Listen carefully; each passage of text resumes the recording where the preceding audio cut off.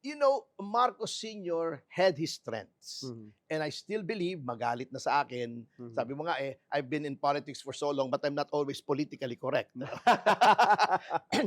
Si Marcos Sr., I believe, came at a time that the country needed him most, which Mhm. is to prevent the country from falling into the hands of the communists. Naniniwala pa rin ako dyan. Mhm. Kaya ako, Marcos loyalist ako. Mhm. Hanggang nawala siya, naka-exile siya, I am not ashamed of the fact that I was loyal to Marcos Sr. Mhm. Kaya nga po, noong tumakbo uli si Marcos BBM. Jr., Marcos Jr.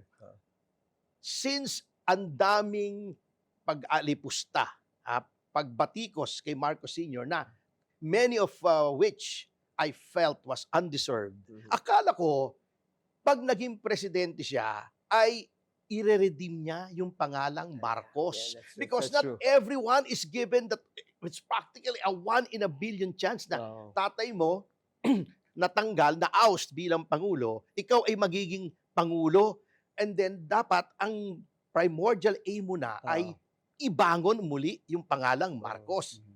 Pero hindi yun ang nangyari sa ngayon Nangyari, oo. Lalong nasira. At ang Mm. sabi nga ng mga kaibigan ko, you know, just when you thought there would be no one worse than Noynoy Aquino, here comes BBM.